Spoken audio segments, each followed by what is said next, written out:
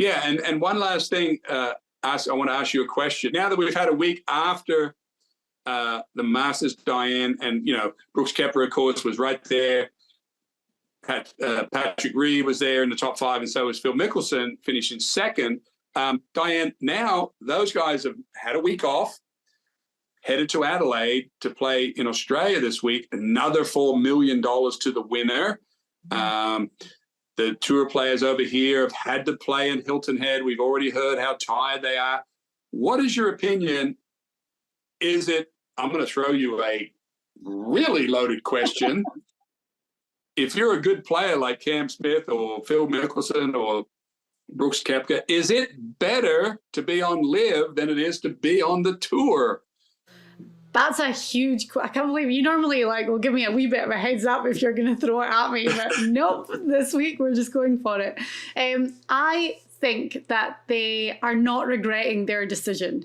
And I said this before the Masters, that was going to be the big week. That was going to be the telling week, in that everyone had said they're playing so less golf. That is their form going to be affected? Are we going to see a real decrease in the standard of their game? Are they going to be able to stand up against the PGA Tour players that are doing great? Well, I mean, I think we know that that's fine. And the 3 names that you mentioned, Koepka runner-up, Phil Mickelson finishing runner-up. The biggest shock, I think, for everyone, because he hadn't really been doing much on LIV anyway, and then all of a sudden he comes back to, okay, of course he's won on before and knows inside out.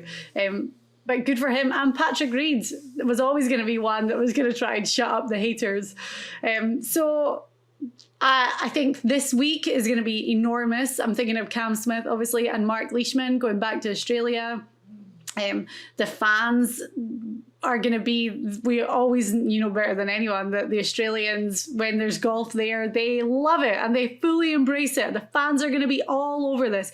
This is going to be a huge week for LIV, and I think these guys are going to be playing with a bit more confidence is the wrong word, but they went out there and they did well at the Masters, and now they're back doing their thing. And dare I say it, because anytime I mention anything like this, people are going to jump on it. But I really think it validates LIV further.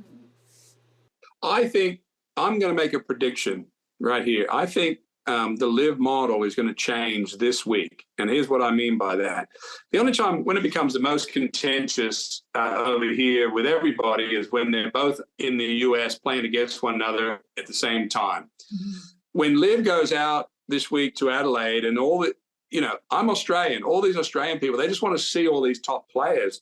Do you think, I think this is true, I'm asking you at the end of it, I think this new model is going to emerge where they'll go back to Australia 2 or 3 times. They'll go to Singapore. They'll go to Hong Kong. They'll go to, I asked a lot of people in Ireland last week, would you go watch a LIV event if it was played at Lahinch or Ballybunion?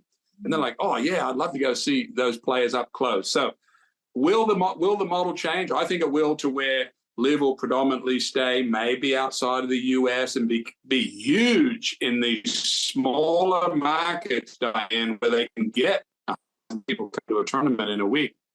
And they did say that was one of their goals, wasn't it? And that's why they've kind of formed these teams. Like we have the South American team. We talked about this Australian team with Cam Smith and Mark Leishman, Matt Jones. So we have these guys that are putting their kind of like geographical teams together, which, maybe this was the plan all along, and that's what they're going to branch out and do. But you're right. That is when they butt heads, is when they're both in the US, and it's almost like you have to be on one team or the other. You can't sit on the fence and enjoy both. Maybe this will make it a little bit easier to do so. Who knows?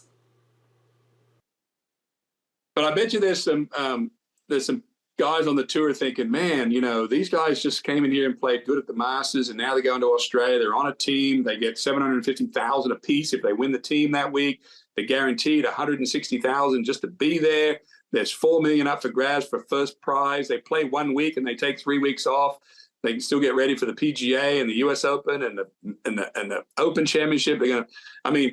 I guarantee you there's some guys on tour thinking, holy smokes, what am I doing? Should I have gone over here? Or, do I have to play these? Look at Rory. Rory's already missed 2 of these elevated events. So, I just think I think this is an interesting week for sure. But the big but still has to be the world golf ranking points, because yes, it was great to see a lot of these guys playing in the Masters, but are they going to be there next year if they are not getting points and they're just going to dwindle? Thomas Pieters, to me, was a great example. I think he's sitting at like number 44, 45 in the world when he played at the Masters. You know, he's going to be outside the top 50. He's playing on LIV now. If he doesn't get world ranking points, there's no way for him to move up. So, you know, for a lot of these guys that don't have exemptions in other ways, like Koepka and like Phil, Patrick Reed, DJ, yeah, we're going to see them there. But what about the rest of the guys? So that's going to be surely the kicker, is the world ranking points. And if they are awarded them, then I'm sure there's going to be a lot of guys thinking, man, I want a piece of that pie. Yeah, I agree. I mean, when you think about the top three players, Mickelson, Koepka, and Reed, they're not top 100. They're not outside of the top 100 in anyone's mind. They proved it at the Masters, so they'll have to get that straightened out. But either way, I mean, Cam Smith's exempt for the next 5 years into all the majors, and so are some of the other guys. Interesting week, Diane, to say the least.